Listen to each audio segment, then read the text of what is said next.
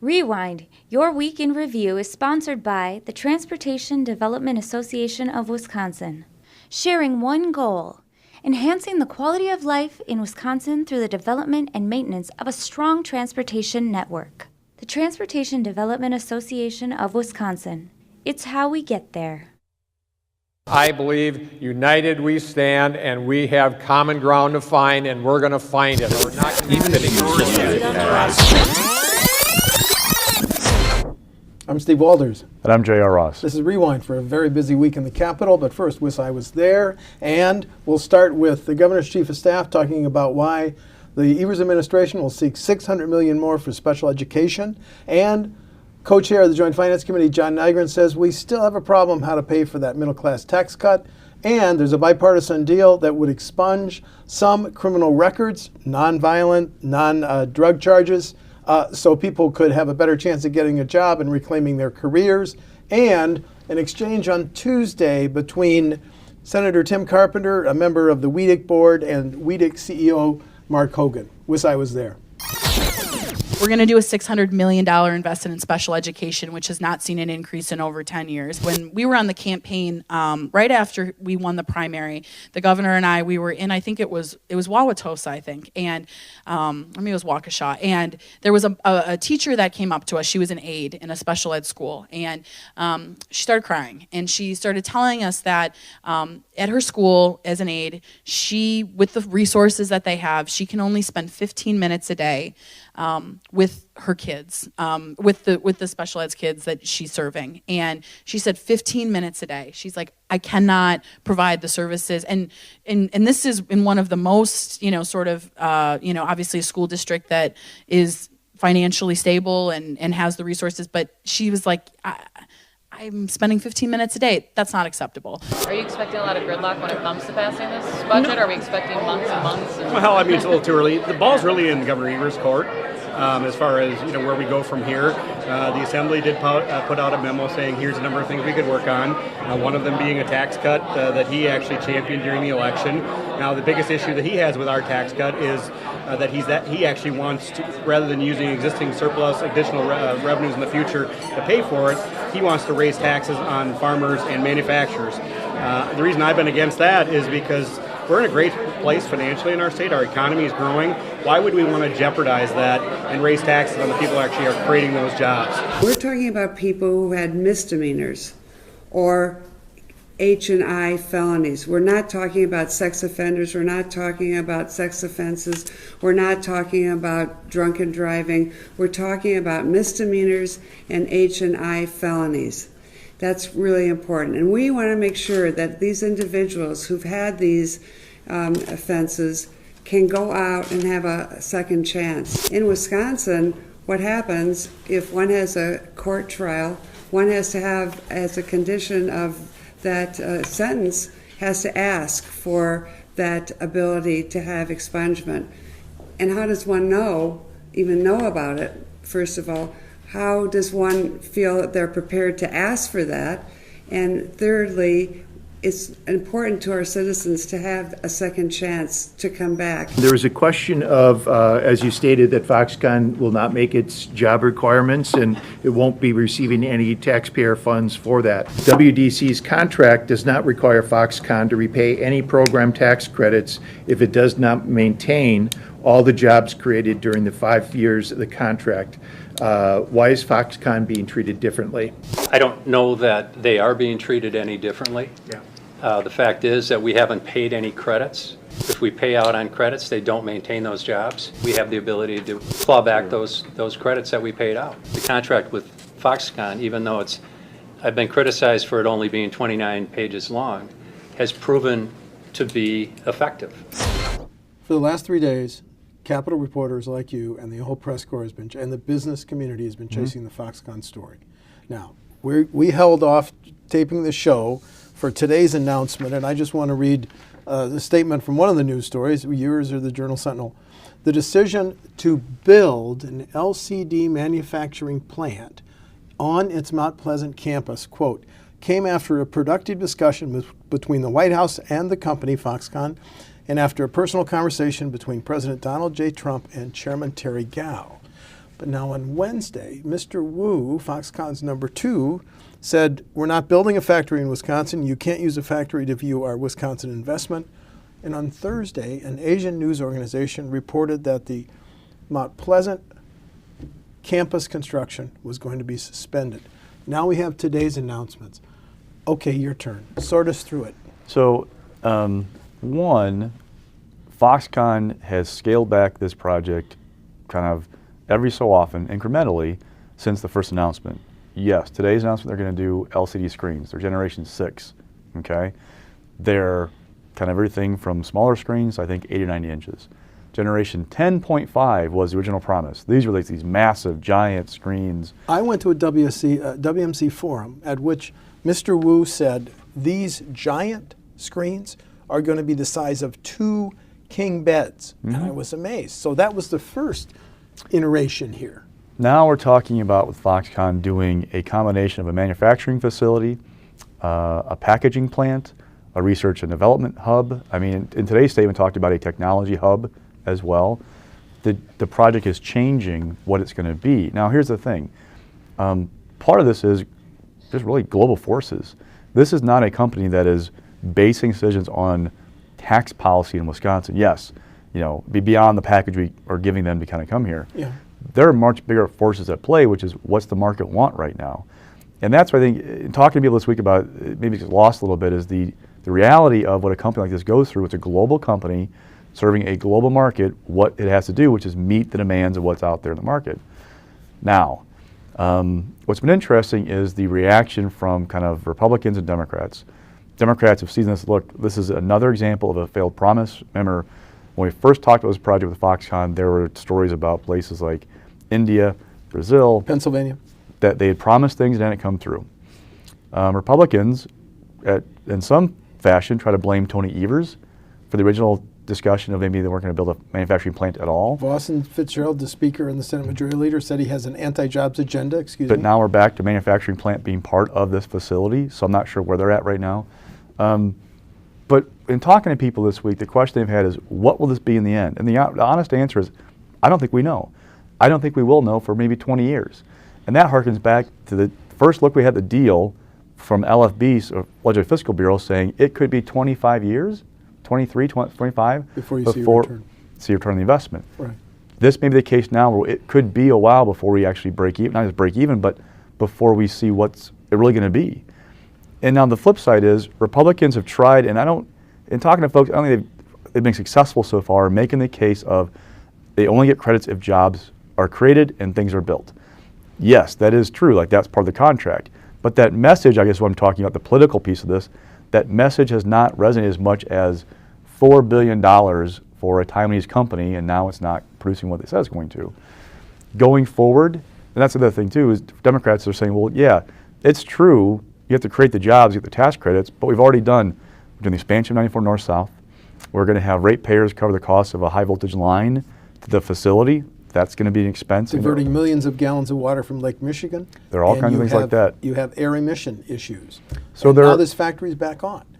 Because you and I saw a press release from a conservation group saying, well, then you no longer have to divert, what is it, 6 million gallons? 7 million. 7 million a day? What I don't know is the timeline. That wasn't a statement this morning. We're hoping to get that, when this is actually going to happen. They've been talking about, as these stories have popped up about what's going to happen, they talk about the next 18 months and like these various things that they want to do. What's the timeline to actually have LCD panels roll off the assembly line? I don't know. And then two, how many jobs is it going to entail?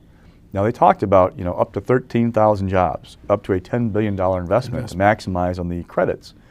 Well, what are we talking about now with this? I don't know. And somebody had pointed to me this week that, look, even if it comes to be 4,000 jobs, all right, it's still 4,000 jobs that could be good paying jobs in Racine County. So that's not a bad thing. But the issue is falling short of what was promised. And again, we won't know that for years maybe. Well, it was interesting. After the Wednesday story, the statement by Mr. Wu to the Reuters news organizations, which you and I trust, then it looked like Wisconsin was going to be an R&D center. Innovation centers in Eau Claire and Green Bay, and a $200 million R&D deal with UW-Madison. And Mayor Barrett said, well, that doesn't mean some residents of Milwaukee could be trained for manufacturing jobs. So we're losing manufacturing jobs. Then you had the report out of Asia, which said two things. Foxconn had suspended construction, and it was also not going to pursue that major development. So then you and I don't know what to believe. But then in the wake of that Asian news organization story, Mr. Hogan said, there never have been any side deals, and the contract stands on its own. There have been no attempts by either the company or the Evers or Walker administrations to renegotiate WEDIC's contract because the Asian news organization referred to suspending the Racine County construction because of attempts by the Evers administration to renegotiate. Hogan said no, and let's just put State Senator Dan Fyan said, look, put this in perspective. When the legislature in WEDIC crafted the Foxconn incentive package, it was carefully constructed to ensure that Wisconsin taxpayers would be protected if Foxconn plans had not come to fruition. Goes back to what you just said. They only get paid if they hire and develop. Yes, that's of the $3 billion package from the state. $2.85 billion is split between job tax credits and capital tax credits. The rest was like a sales tax exemption. Sales tax exemption. There's also a local package. There's a TIF district, which they expect the money that locals raise would cover these costs or other kind of protections. But the political message, my impression of talking to folks is that that political message of whether this is a winner for taxpayers is not resonating with people. That they're looking at this with some skepticism. And so there's going to be some work for Republicans that want to make this view more positively. They kind of keep hammering away at that and see if they can convince people of. And in the wake of a story every news cycle on Foxconn, the Journal-Sentinel reported that while Mr. Hogan said, we haven't paid them anything in credits, but the Journal-Sentinel reported local governments have spent about $190 million on improvements for Foxconn, but the company has repaid $60 million of that. So this just plays out on so many different levels. But JR, can you and I sit here that this is a definitive statement that they will build the manufacturing plant? Everything that I see in life, I want to see something roll off the assembly line. I want to see actual proof. So, I mean, yeah, this is what the company's saying now, but now, on February 1. What's it going to look like? When's it going to happen? When will there actually be people in that facility? I mean, it's a sprawling facility. I've seen the pictures from the air of, like, this giant facility. I know exactly where it is. 200 million square feet? Yeah. So whatever it is, when do people start, like, parking in the parking lot every day and going in there to work and start producing something? That's, that'll be proof. Okay. And certainly this will keep resonating next week, won't it? More than next week, probably. Okay. Yeah. All right. Okay. New topic. Fiscal Bureau came out with the numbers that they do every 2 years, and it really sets the parameters on how much the governor and legislators can spend for the next 2 years. And the good news is that we're going to have $1.8 billion in additional revenues.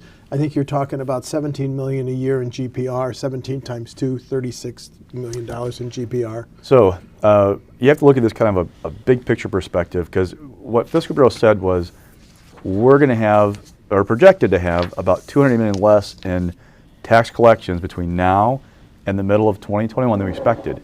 However, a big chunk of that is in this current fiscal year, like this budget, 2018 to 19, ends June 30th. That is $140 million of the reduced revenue. That is offset by appropriations coming in less than they expected. They call them departmental revenues coming higher than expected. So it's actually your $69 million to the good, like more this year for your ending balance. So you end up just shy of $700 million gross balance in this fiscal year with 1.7 billion-ish. So we're kind of rounding numbers, but the end result is we're going to have $2.4 billion more to spend in this next budget than we had in this budget. Spend or cut taxes or do whatever. That's a whole lot of money that we have not seen in a budget in a long time. But Senate Majority Leader Fitzgerald says the budget request from the agency still outstrips the revenue by now more than $1 billion. But then co-chairs of the Finance Committee, Senator Darling and Representative Nygren, Wisconsin is on a roll. Careful budgeting has put us in a position to continue to fund our priorities like public education, corrections reform, healthcare, and workforce development while still being accountable to taxpayers. But the governor's spokesman, Melissa Baldoff, said the GOP budget that we've inherited didn't fund K-12 schools, didn't reform the criminal justice system, and help, because this is her term, help millionaires instead of working Wisconsin families. The Governor Evers understands these challenges. I've been asking people about that statement, and the reaction I've gotten is that they believe Governor Evers is queuing up a budget that spends all that $2.4 billion and maybe even more. A couple things to keep in mind: Medicaid expansion. I asked Fiscal Bureau today if it's implemented in January of 2020. It's around $280 million. So I'm rounding a little bit for in the next budget. Is that the biennial good news in the next 2-year budget? If 280? If we do it. Republicans don't want to do the expansion. Right. Here's the big question: if you save, I put in quotes, $280 million general purpose revenue, what do you do with it? Do you plow it back in? We call them reimbursement rates for providers. So if you're Hospital Steve Walters and you serve Medicaid patients, you get reimbursed by the state for those costs. However, but Representative Nygren said only at 60% of my actual cost. Go ahead, excuse me. So because of that lower reimbursement rate, people who have private insurance help subsidize the cost of that care. Cost shifting. There's all kinds of interrelated things with healthcare in this country. So if you increase reimbursement rates, that might change the perspective of some people about how they view the expansion. However, if you take that money out that you were spending on Medicaid before and put it elsewhere, that's a different dynamic to debate. So there's that question going forward. Then there's this tax cut. Robin Vos, the Assembly Speaker, has been pushing for this separate bill to do a middle-class income tax cut using calls a surplus. Which Nygren scores at $340 million. Go ahead, excuse me. So use that. Now, that dynamic, I've asked people, what do you do there? Well, if they pass that bill and put it on Evers' desk, they could try and force his hand and make Evers the bad guy for vetoing a middle-class income tax cut that's part of his priorities. The flip side is, Evers can make a good argument of, if you're going to do anything that spends money right now or reduces revenues, it should be in the budget. The budget is right there. Why not put it in? So how's that going to play out? I mean, there's all kinds of stuff going on with this budget that we got to watch, but it'll be fascinating to see how they play this stuff out. And don't forget, Evers wants $600 million more for special education. Yeah, and I asked Fiscal Bureau about that, and that is an upper of $530 in the second year of the biennium, which means if he got it by July 1 of 2021, we'd be paying $900 million just for special ed. But that has not been increased in 10 years, as Maggie Gow said. He wants to go back to 2/3 funding for public education, Yeah. which depending on, there are different methods to increase that state's share. Depending on how you do it, it could be $140 million in the next budget. I mean, I'm using very round numbers here. Right. But the point is, there are lots of things that Evers wants to do. He's got money to spend. Where does he put it? Don't forget of that, the deficit we have where agency requests outstrip state revenues. A couple $100 million are tax cuts that Governor Walker wanted to do. Well, he's not governor anymore, so those go away. There are lots of things like that it's not that hard to diminish the task ahead. And when you're talking about a $1 billion debt, it's not that hard to figure a way to make it go away because you got this kind of revenue. Absolutely. I'm always surprised in this business, and I was surprised by Governor Evers saying, let's delay the closing of Lincoln Hills and Copper Lake, thank you, by up to 2 years. So right now, what they passed in the current law must close by January of 2021. Yep. The governor and his advisors are saying that's not really going to work, and they're backed by Democratic Representative Evan Goyke, who's taken a lead on this, who says juvenile prisons will still close, but we need new timelines that reflect the very real concerns and limitations about how quickly to build new regional county-run facilities. And Senator Van Wangard, 30-year Racine police officer, chair of the Key Senate Committee, says, I would agree to a extension, maybe 6-9 months, but not 2 years. Yeah. So meanwhile, we still don't know, is the federal investigation of Lincoln Hills still ongoing? What happens with that? So thoughts on that issue? When I asked about this week, some of the feedback I got was that, you could make a case for a delay because even people who backed the bill that passed last year say, we always intend to come back and put more money because they put $80 million aside to do this, and they said more was needed probably to do this. Yeah. Here's the issue. If Governor Evers had come and said, okay, we have now had the sites have been selected, we have bids out to retrofit some buildings or do new builds for some of these youth facilities. We know what it's going to cost. It's going to cost X dollars. The timeline to build these things is why we can't meet 2021 even if we tried. You have a better foundation to make the case of a 2-year delay. Without that information, you're telling people, okay, we passed a bill in March or February of 2018. You want to put off closing these things to 2023. The downside of that for Evers would be that delay happens. We saw that report from that court monitors a little while ago about they're still not in compliance with pepper spray, solitary confinement, things like that. Well, once you get past that 2021 close date, you start to own those problems more. So that's an issue for Evers, and it goes back to, we've talked about before, about this message kind of discipline that they're still getting their feet wet, new administration, but the more they can drive the conversation, than be reacting to the conversation, it would help them deliver their message and have a case And I just to want make. to say that Tony Evers, as the state superintendent of public instruction, wasn't central to the debate in the legislature between Republicans and the Goikis and the governor to set this time deadline of January 2021 to close these 2 juvenile prisons. He was not a part of that deal. So he came to it late. Yeah, so I guess the point is that, again, it's symbolic of some of the issues that he has so far, of getting his feet wet as governor, of like how to make that case, of like having a clear message, a why, a foundation to make the point, and it would help people tell me to have that. Yeah, you and I noted after Governor Evers, new subject, you and I noted after Governor Evers was elected on November 6th that he never named a transition or a task force to advise him on transportation issues. Well, he did that last week. 34 members. Can 34 people build any recommendation? That's a separate subject. He has 5 lawmakers on there, 2 Republican senators, 1 Democratic senator, 1 Republican assembly member, 1 Democratic assembly member, all members of the Transportation Committee. Only Senator Markline is a member of the Joint Finance Committee. But it's a unique crew because it includes trucking executives, local government officials, agribusiness leaders, 1 beer brewer, representatives of realtors, airports, ports, and advocates for bus riders, bicyclists, and train passengers. Can 34 people design a transportation funding plan by the governor's budget introduction February 28th? Well, it's a question that people have. Is this going to be a long-term solution from this committee, or is it going to be this is your answer for the budget right now? If it's the answer for the budget right now, I don't see 34 people having a detailed plan that's going to cover 2 years. Now, maybe they can impress all of us and surprise us, but when's the last time you got 34 people to agree on anything in less than a month? So that's one issue. But if it's about a long-term solution, it could be a different story. Well, do you think this 34-member panel, which WisconsinEye is going to cover their meeting in La Crosse on Monday, do you think then this will be a sounding board for Transportation Secretary Thompson to say, when I do recommend my plan as part of the governor's budget, I listen to these 34, to use the governor's term, stakeholders? We'll see how it plays out. But Advisory panel? Thompson's already indicated that he thinks there's a need for a revenue upper. What's it going to look like? Could it be a gas tax increase? Could it be a registration fee increase? Could it be taking general purpose revenue from the sale of cars or car parts and transfer it over to the transportation fund? There are all options like that out there. I just don't know which one they're going to pick. Well, I'm glad you mentioned that, because Representative Nygren, after the WisPol luncheon, said, here's an idea. The governor wants to cut income taxes by $340 million.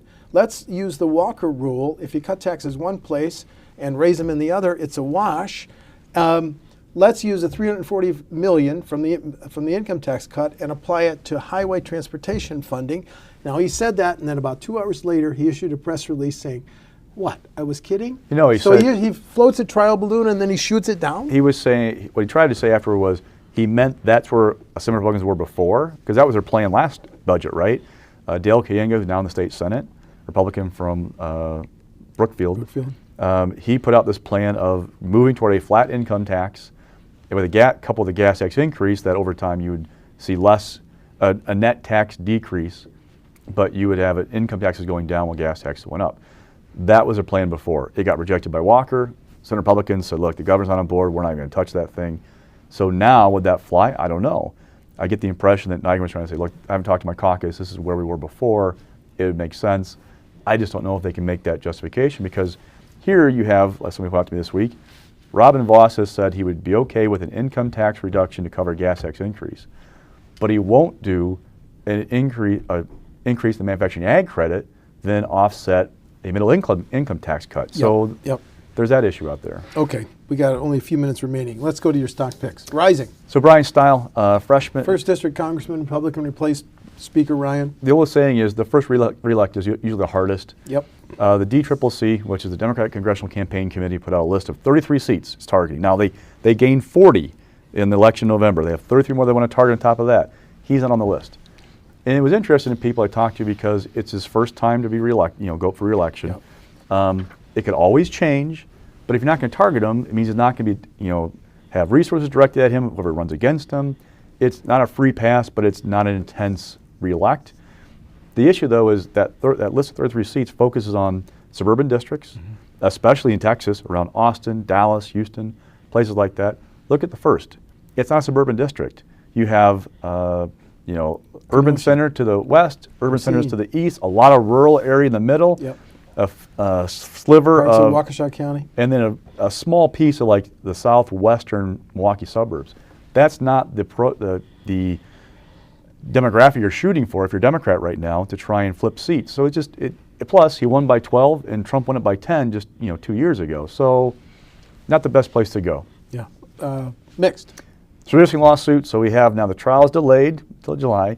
Then some of the Democrats want out of it, which is interesting. I couldn't understand that. Why? Their attorney told the Journal-Sentinel that they wanted to get out because there are plenty of people who are still in there fighting over the lawsuit. Plus, Republicans signed an $840,000 contract, taxpayer expense, to represent them in this whole thing. They can't raise the money.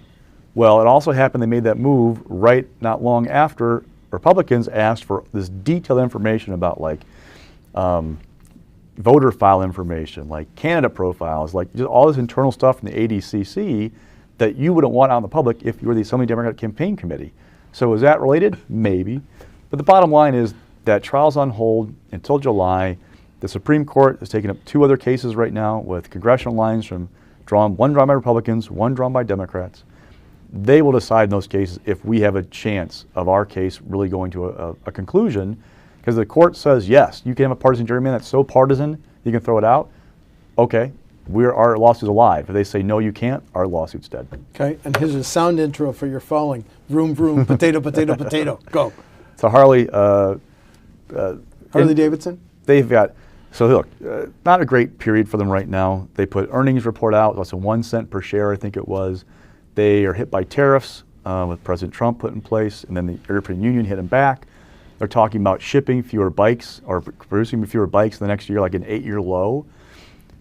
Sales are down. It's not a great time.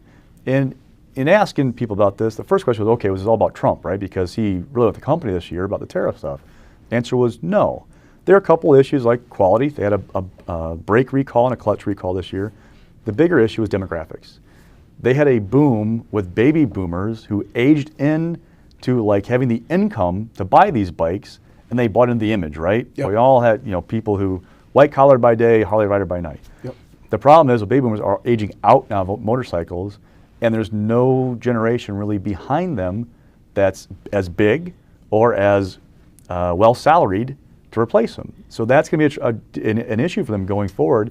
They also, though, are producing now electric bikes, trying to find a new market. So it's going to be an interesting time for that company. Iconic Wisconsin manufacturer. Yeah, that's a good following. Vroom, vroom. Okay, now let's take just a minute to talk about ahead what's next week. As I said, the transportation stakeholders meeting is Monday in La Crosse. WisconsinEye will be there. Wednesday, I'll be interviewing Transportation Secretary Craig Thompson about some of the issues that we've been talking about.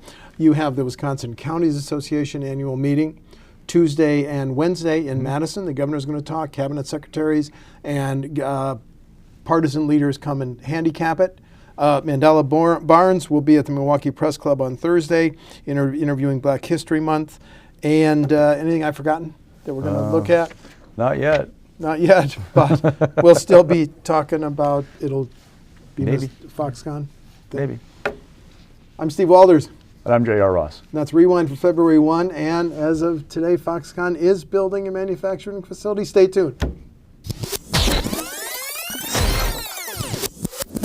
Rewind, your week in review, is sponsored by the Transportation Development Association of Wisconsin. Sharing one goal, enhancing the quality of life in Wisconsin through the development and maintenance of a strong transportation network. The Transportation Development Association of Wisconsin. It's how we get there.